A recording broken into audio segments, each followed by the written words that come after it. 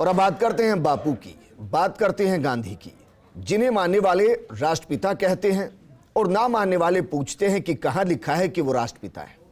गांधी जिन्हें मानने वाले कहते हैं कि गांधी वो विचार है जो मरकर अमर हो गए, और ना मानने वाले कहते हैं कि गांधी को जानबूझकर अमर किया गया। गांधी जिनको मानने वाले मानते हैं कि आपके विरोधी पहले आपकी उपेक्षा करेंगे, फिर उसके बाद आप पर हंसेंगे, फिर लड़ाई लड़ेंगे और अंत में आप जीत जाएंगे, वो हार जाएंगे। लेकिन गांधी को ना मानने वाले मानते हैं कि शत्रु से लड़कर ही जीत दर्ज की जा सकती है। गांधी जिनको मानने वाले मानते हैं कि आजादी का कोई अर्थ नहीं अगर उसमें गलतियां करने की आजादी शामिल ना हो, तो गांधी को ना मानने वाले मानते हैं कि गांधी की गलतियों ने देश की आजादी को हमेशा के लिए अधूरा बना दिया, देश के दो टुकड़े करा दिए। गांधी जिनको मानने वाले मानते हैं कि एकता का सूत्र गांधी का मूल मंत्र था, जिसको वो गुनगुनाते थे कि ईश्वर अल्लाह तेरो नाम सबको सन्मति दे भगवान। और ना मानने वाले कहते हैं कि अगर सच में ऐसा था तो अंतिम वक्त में गांधी के मुख से सिर्फ हे राम क्यों निकला। इन्हीं विचारों के अंतर्द्वंद के बीच आज देश गांधी को याद कर रहा है, उनके विचारों को नमन कर रहा है, क्योंकि आज उनकी पुण्यतिथि है और उनको मानने वाले नम आंखों से उनको श्रद्धांजलि दे रहे हैं और उनके विचारों की जरूरत को महसूस कर रहे हैं। और जो गांधी को नहीं मानते, सच यही है कि वो भी गांधी को श्रद्धांजलि दे रहे हैं। यही गांधी की ताकत है, यही गांधी के विचार हैं, यही गांधी को गांधी बनाते हैं जो देश के हर कोने में अमर हो चुके हैं।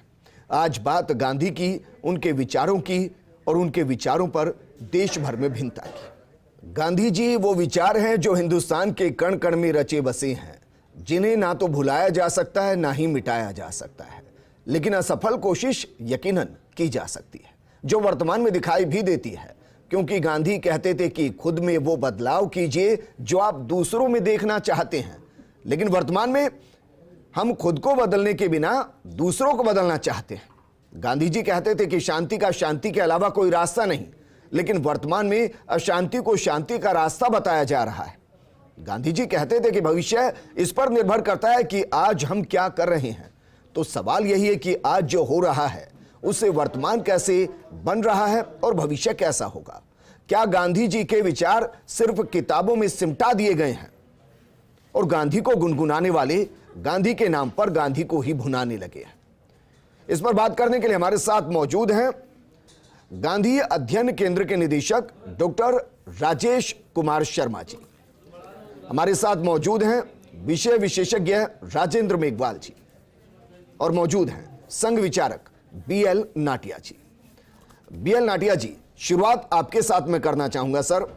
क्या वाकई में आपको लगता है कि गांधी जी ने जो रास्ता दिखाया, जो उनके विचार थे, आज उनकी सबसे ज्यादा जरूरत है, या आपको लग रहा है कि आजादी के बहुत लंबे वक्त बीत चुके हैं, अब विचारों को भी बदलने की जरूरत है और तरीकों को बदलने की भी जरूरत है?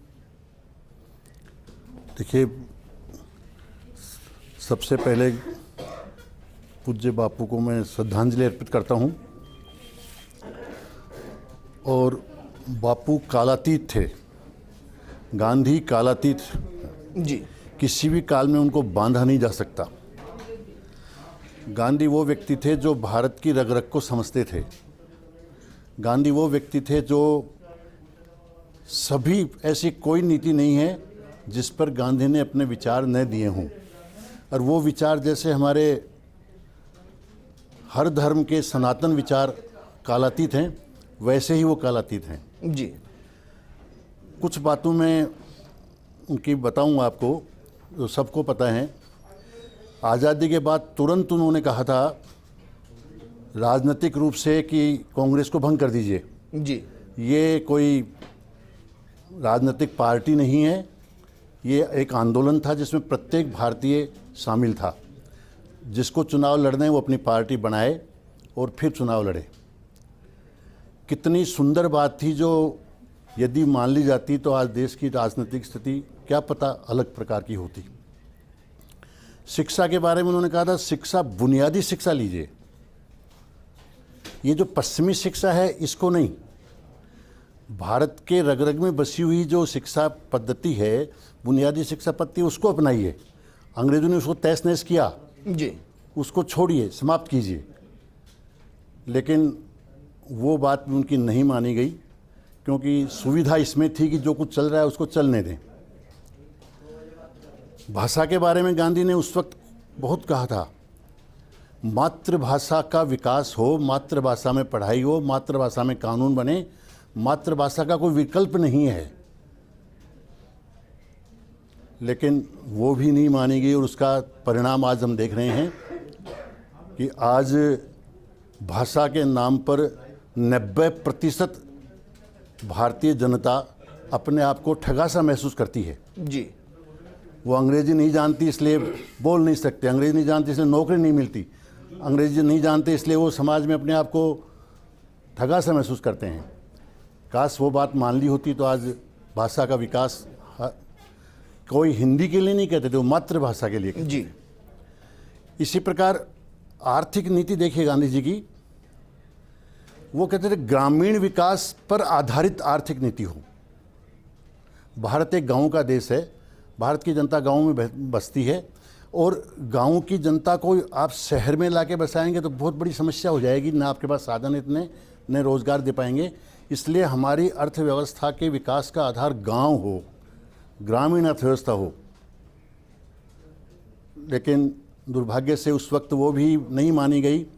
जो यूरोप की आर्थिक मॉडल था उसी को अपना करके भारत के आर्थिक विकास प्रारंभ किया गया। आज 75 साल बाद हम देख रहे हैं कि गांधी के इन तीनों विचारों की कितनी प्रासंगिकता आज है। रेलवे वाला देखा हमने, क्या सरकार के पास इतने साधन हैं कि वो सबको नौकरी दे दे? आज जनता के सामने केवल एक विकल्प ये रह गया है, पढ़ा लिखा व्यक्ति यदि सरकारी नौकरी में नहीं है तो बेरोजगार मानता है अपने आप को। वो रोजगार तभी मानेगा जब वो सरकारी नौकरी में होगा। तो आज जो आत्मनिर्भर भारत की जो बात है वो गांधी जी की उस समय की कही हुई बात है, जो आज़ादी के समय उन्होंने कही थी। जी, भविष्य दृष्टा थे वो देख रहे थे कि क्या आगे जाकर होने वाला है। जी। और आज अब ये करें कि गांधी जी के हर विचार तो प्रासंगिक थे, लेकिन नेताओं ने उन्हें अपने अपने हिसाब से इस्तेमाल किया। जिनके नाम पर नोट और वोट दोनों मिल सकते थे वो मान लिए गए, जिनके जरिए नोट और वोट दोनों ही नहीं मिल रहे थे वो नहीं माने गए। वापस मैं आपके पास आऊंगा, डॉक्टर राजेश कुमार शर्मा जी। सर, गांधी जी की प्रासंगिकता वर्तमान स्थिति में आपको कितनी दिखाई देती है? क्योंकि वो कहते थे कि शांति को सिर्फ पाने का एकमात्र तरीका है और वो है शांति, दूसरे तरीके से नहीं हासिल की जा सकती। वर्तमान तरीका बहुत अलग है। वो कहते हैं कि शांति अगर पानी है तो अशांति कीजिए, तभी शांति आपको मिल पाएगी। ठीक बात, आपने बहुत अच्छा कहा। आप कह रहे हैं, अभी आदरणीय नाटिया जी ने भी और मेरे सहयोगी साथी हैं वो भी कह रहे हैं, इन बातों को हम मान तो रहे हैं कि गांधी जी को एक्सेप्ट कर रहे हैं, लेकिन वो स्वीकारोक्ति महज सैद्धांतिक रूप से स्वीकार हम कर रहे हैं। प्रासंगिकता पर सवाल उठता है कि क्या वो आज के समय में प्रासंगिक हैं या अथवा नहीं। जी, तो प्रासंगिकता का सवाल इसलिए नहीं उठता कि अगर वो अप्रासंगिक होते तो आज आप और हम यहाँ बैठ करके उनके बारे में चर्चा नहीं कर रहे होते। हम और आप नहीं, बल्कि समूचे विश्व के अंदर अगर आप देखें, कोई भी आप जो भी हमारे वैश्विक परिदृश्य को देखें, जितने राष्ट्र हैं उनमें गांधी जी की एक्सेप्टेंस दिन पर दिन, जितना हम भारत में बात कर रहे हैं उससे कहीं ज़्यादा बाहर भी अगर बात देखें तो वो है। बाहर से भी कोई भी आता है तो भारत की पहचान के रूप में जो भी कोई विदेशी अतिथि भी आता है तो वो राष्ट्रपति भवन या प्रधानमंत्री जी के यहाँ जाने से पहले आपने देखा होगा राजघाट पर जाता है। तो राजघाट पर जाने से गांधी जी नहीं मिल रहे, लेकिन गांधी जी जो कुछ हमारे लिए छोड़ के गए हैं, गांधी जी एक व्यक्ति नहीं, आज के समय में जो प्रासंगिकता की आप बात करते हैं वो गांधी जी आज व्यक्ति नहीं बल्कि एक विचार बन चुका है। और वो विचार जो आपने अभी कहा कि अगर हमें शांति चाहिए, अगर हमें जिस चीज़ के लिए जो भारत को जाना जाता है, जो हम वसुधैव कुटुंबकम की हम बात करते हैं, वो वसुधैव कुटुंबकम की धारणा पूरी तरीके से उस पर आधारित है। दूसरी बात, अभी आपने एक चीज़ और भी कही थी, उसमें जहाँ स्वदेशी का पुट लाए थे, स्वराज्य या स्वदेशी की हम बात करते थे, उनके साथ एक और था ग्राम स्वराज्य की अवधारणा। जो गांधी जी के ग्राम स्वराज्य की अवधारणा थी उसके अंदर गांव को एक इकाई के रूप में उस स्तर तक सक्षम बनाना कि वो अपनी जो मूलभूत आवश्यकता हैं, जो जीवनचर्या है, उन सारी चीज़ों को पूर्ति करना, जिसको आज हम वर्तमान संदर्भ में उसको आत्मनिर्भर भारत के नाम पर भी लगभग जो कुछ कहना और करना चाहते हैं वो गांधी जी का वो दिया हुआ मूल मंत्र ही था, जो स्वदेशी के माध्यम से स्वराज की परिकल्पना आपने की थी और जो ग्राम स्वराज की अवधारणा भारतवर्ष में अंदर दी थी। इसलिए मैं यही कहूंगा कि गांधी जी की प्रासंगिकता पर सवाल उठाने का प्रश्न ही नहीं बनता कि वो सर, तभी तो देखिए ना, प्रासंगिक है। सर्वधर्म सभा हो रही है, सब उनको नमन कर रहे हैं, कविता श्रीवास्तव जी गुनगुना रही हैं वो गीत जो गांधी जी को पसंद थे। जरा सुनिए।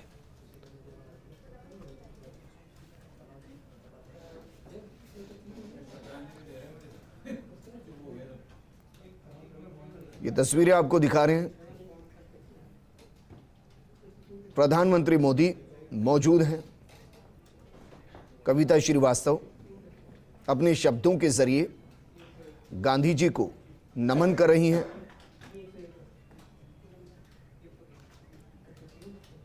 और गांधी जी कहते थे कि दूसरों को अगर बदलना है तो पहले खुद को बदल लीजिए।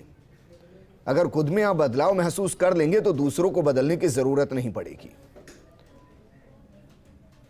उनके कथन हमेशा से न सिर्फ हिंदुस्तान का बल्कि विश्व का मार्ग प्रशस्त करते आए हैं और यही वजह है कि पूरा विश्व बापू को नमन करते हैं। ये तस्वीर हम आपको दिखा रहे हैं, प्रधानमंत्री मोदी पहुंचे हैं बापू को नमन करने के लिए और बेहद खास पैनल हमारे साथ मौजूद है। राजेंद्र मेघवाल जी, कांग्रेस के लिए वैसे तो हमेशा ही गांधी प्रासंगिक रहे हैं, वर्तमान स्थिति में भी रहे हैं और आज भी राहुल गांधी ने जिस तरीके से ट्वीट किया उसको लेकर भी कंट्रोवर्सी, लेकिन यह दर्शाने की कोशिश की गई कि गांधी को कांग्रेस मानती है। क्या वाकई में जो कांग्रेस गांधी जी को मानती है उनके रास्तों पर इस वक्त चल रही है? विजेंद्र जी देखिए, ये मतलब गांधी के विचारों की ताकत है कि आज उनके शहादत के बाद भी इस देश में नहीं पूरी दुनिया के अंदर उनके विचारों को पूरी दुनिया ने लोहा माना। मैं 3 चीज़ें यहाँ पे इंगित करना चाहूँगा। दुनिया के सबसे बड़े वैज्ञानिक अल्बर्ट आइंस्टीन ने उनके बारे में कहा था कि आने वाली नस्लें विश्वास नहीं करेगी कि इस धरती पर हार्ड मास का व्यक्ति चलता फिरता था। तो मतलब वो गांधी की ताकत को उनके जीते जी ही समझ चुके थे। उसके बाद में मैं आपको बताना चाहूँगा कि साउथ अफ्रीका के अंदर जो नेल्सन मंडेला का आंदोलन था, अश्वेतों को मतलब बराबरी का दर्जा दिलाने के लिए, या जो भेदभाव था उनके रंग भेद की जो नीति थी, 27 वर्षों तक नेल्सन मंडेला साउथ अफ्रीका की जेलों में रहे और उन्होंने अपने संघर्ष और अपने जो आंदोलन था उसका श्रेय महात्मा गांधी को दिया। दूसरी बात कि किंग मार्टिन लूथर जूनियर, जो कि अमेरिका के अश्वेतों को बराबरी का दर्जा दिलवाने के लिए उन्होंने आजीवन संघर्ष किया, वो भी गांधी से प्रेरित थे। पूरी दुनिया ने माना। और आज मैं आपको ये बताना चाहता हूं कि गांधी पूरी दुनिया के लिए और पूरी मानवता के लिए प्रासंगिक है, क्योंकि दुनिया के 84 देशों के अंदर, जिसमें पाकिस्तान और चीन भी शामिल है, गांधी की मूर्तियां स्थापित की गई है करीबन 110 स्थानों पर। तो गांधी के विचारों की जो ताकत थी, आज ये सुखद बात है कि गांधी को उनके जीते जी नहीं मानने वाले लोग भी आज उनकी प्रशंसा करते हैं। तो ये उनके विचारों की जीत है, उनके विचारों की ताकत है। मतलब किंग मार्टिन लूथर जूनियर कहते थे कि सत्याग्रह का मतलब उनके लिए क्या है। वो कहते थे कि सत्य यानी प्रेम और आग्रह यानी बल, मतलब प्रेम का बल, और अहिंसा से ही वो प्रेम का बल आ सकता है। और गांधी ने अपने जीवन में पूरे तरीके से, मतलब आपको पता होगा कि जब 1914 में वो भारत वापस लौटे, उस लौटने के बाद 1917 में उन्होंने चंपारण का सत्याग्रह किया। और सत्याग्रह उनका करने का एक वो था कि भाई हम अपने सत्य की ताकत से या अहिंसा की ताकत से जो हमारे विरुद्ध लोग हैं और उनके जो आंदोलनों का विरोध करने वाले लोग भी आज उनकी बात को मानते हैं।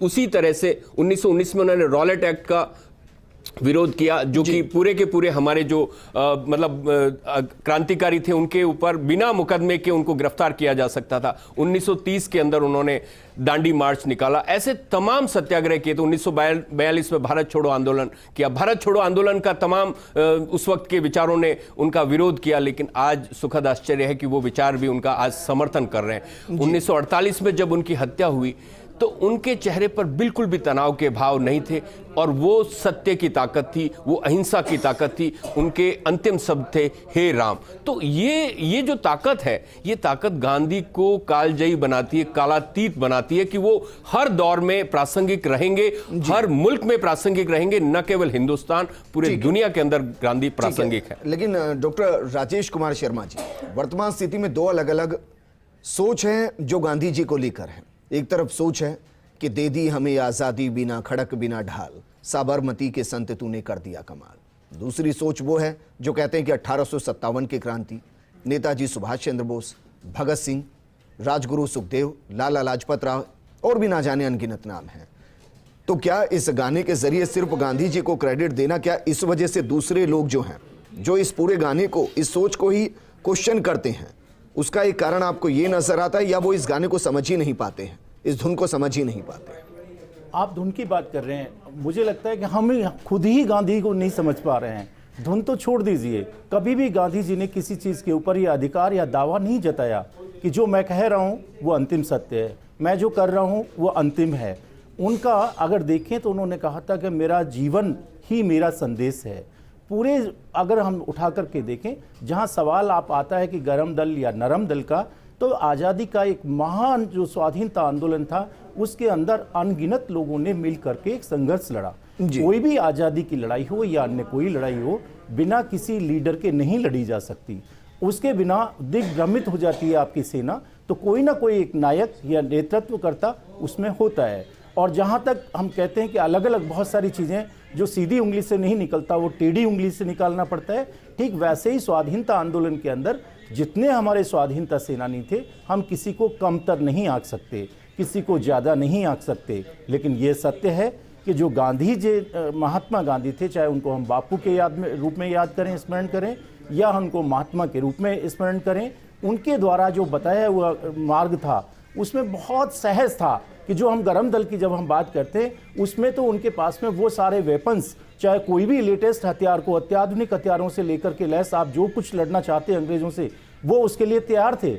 मजबूर कहाँ थे अंग्रेज? मजबूर वहाँ थे जिससे चूल्हे अंग्रेजों की हिली, वो हिलने का कारण था वो शक्ति जो अहिंसक शक्ति थी, जिनके बदन पर कुछ भी नहीं था, एक लाठी और एक लंगोटी के बल पर वो किधर चल पड़ेंगे। अभी आदरणीय मेघवाल जी ने जैसा कहा था, दांडी मार्च जब वो स्मरण करते हैं तो आप और हम कल्पना, आपका सिहर जाएगा, रोंगटे खड़े हो जाएंगे कि आज से 100 साल पहले 1930 और 31 की जब हम बात करते हैं, तो 1930 के पीरियड में, आज 2021 में 22 में बैठ के हम बात कर रहे हैं, उस समय गिरी के जंगल और गुजरात के अंदर क्या हालात होंगे, जंगली जानवरों के, सर्प के, या और बहुत सारी चीज़ों के, बरसात के, जो जत्थे के जत्थे उस दांडी मार्च में, उस पर कटाक्ष भी हुआ था कि क्या मोहनदास इस दांडी मार्च से या नमक सत्याग्रह से आप देश को आजाद करा पाएंगे। लेकिन वही आजादी की एक नींव बना, वो नमक सत्याग्रह, यानी उनकी जो शैली थी वो निश्चित रूप से वो एक लीडरशिप। हमारे साथ गांधी पर शोध करने वाले दिल्ली यूनिवर्सिटी से राजीव कार्तिकेय जी जुड़ गए हैं।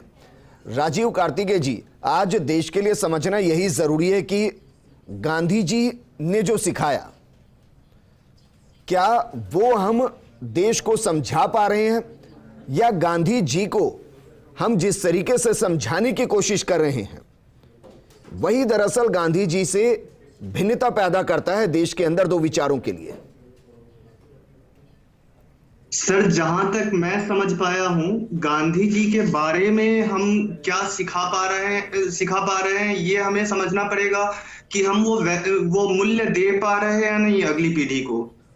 और ये सबसे अच्छा तरीका हो सकता था कि हम एजुकेशन के जरिए, शिक्षा व्यवस्था के जरिए अगली पीढ़ी या फिर आज की पीढ़ी में वो सारे के सारे मूल्य ला पाते जी। अगर ये मूल्य हमारे अंदर आते तो हम समझ पाते कि हाँ, सहिष्णुता की जो भावना है, सर्वधर्म समभाव की जो भावना है, एक मतलब यानी कि टॉलरेंस, और फिर मतलब यानी कि एक अहिंसक भाव, जैसे मतलब यानी कि हाँ, किसी को मार के हम नहीं समझा सकते हैं या किसी को हम जबरदस्ती करके कुछ भी नहीं बतला सकते हैं कि हाँ ये तरीका सही है या गलत है जी। तो हमारे अंदर वो चीजें आनी चाहिए और फिर से उसमें कहीं ना कहीं भूल हो रही है आज के समय में। सर, तो जानना मैं आपसे ये चाहूंगा कि 2022 के अंदर गांधी जी को मानने वाले, उन पर अटूट विश्वास रखने वालों की संख्या बढ़ी है या कम हो गई है? सर मतलब यानी कि ये संख्या के बल पे तो नहीं देखा जा सकता है कि हाँ ये गांधी जी की भावना लोगों के अंदर है या नहीं। मतलब ये नैतिक भावनाएं हैं और नैतिक भावनाएं हर किसी के अंदर होती है। कभी इसका मतलब यानी कि प्रसार दिखाई देता है, कभी नहीं दिखाई देता है। हाँ, तो मतलब यानी कि संख्या के बल पे तो हम नहीं सोचा जा सकता है कि कितना % है लोगों के अंदर, यानी कि ये भावनाएं कितना % नहीं है। ये हर किसी के अंदर होता है। हर कोई मानता है कि हाँ मतलब यानी कि हमें बेतुके मतलब यानी कि लड़ाई झगड़ा नहीं करना चाहिए और थोड़ा समझदारी हो जाने के बाद लगने लगता है कि हाँ हम कहाँ गलत थे, कहाँ सही हो सकते हैं, ये सारी चीजें हैं। नहीं, लेकिन हिंदुस्तान इस वक्त दो चीजों में फंसा हुआ है सर। एक तरफ कि शांति को पाने का एक ही रास्ता और वो शांति है जो गांधी जी ने दिखाया। दूसरा, तुम मुझे खून दो मैं तुम्हें आजादी दूंगा, यानी कि अगर कोई शत्रु सामने तो लड़कर उससे जीता जा सकता है। इन दो विचारधाराओं में सर इस वक्त देश में अंतर्द्वंद है। लेकिन सर हिंसा से हम मतलब यानी कि कुछ अच्छा तो नहीं पा सकते हैं। तो भले ही इस बात को व्यवहार में लोग लाते हो कि हाँ मतलब यानी कि तुम मुझे खून दो मैं तुम्हें आजादी दूंगा की जो भावना है इससे समाज सुधर जाएगा या फिर हमें सच्ची आजादी के नाम पे जो मतलब ढकोसला तैयार किया जा रहा है उस मतलब उससे बाहर निकला जा सकता है। तो ये भावनाएं क्षणिक हो सकती है लेकिन निरंतर ये आगे के लिए संभव नहीं है। ये इस तरह से 1947 से पहले तो दोनों भावनाएं अपने अपने हिसाब से हो सकती थी, वर्तमान 2022 है। BL नाटिया जी, सर फाइनल कमेंट मैं आपसे चाहूंगा और फाइनल कमेंट में आपसे ये चाहूंगा कि क्या वाकई में गांधी जी के जो विचार हैं उनको RSS ये समझता है कि उनको भिन्नता के साथ देखा जाए, या उन विचारों को जिस तरीके से कांग्रेस ने देश के अंदर बीते 70 सालों में इंजेक्ट किया है वो दरअसल गांधी जी के विचार नहीं, उनको अलग अलग तरीके से पेश किया गया और इसलिए भिन्नता है? देखिए, गांधी जी अपने आप में एक व्यक्ति मान करके हम बात करेंगे तो शायद गलती करेंगे जी। गांधी अपने आप में विचार है और गांधी वही विचार है जो सनातन धर्म, कोई भी धर्म ले लीजिए, उसके विचार का आधार गांधी जी के विचार उसी से आए हैं, उन्हीं सब से आए हैं। सत्य, अहिंसा, ये सब गांधी जी के स्वयं के कोई सिद्धांत नहीं है। सत्य अहिंसा हमारे देश में, हमारे धर्म में बहुत पहले से हैं। हमारा सारा धर्म कहता है सत्य, परोपकार की बात हम हमेशा करते हैं, लड़ाई झगड़े की बात कभी नहीं कर सोचते कि भाई लड़ाई झगड़े। लेकिन यदि कहीं ज़रूरत हो तो धर्म के लिए हिंसा हो सकती है, ये भी हम जानते हैं, हमें करनी पड़ती है।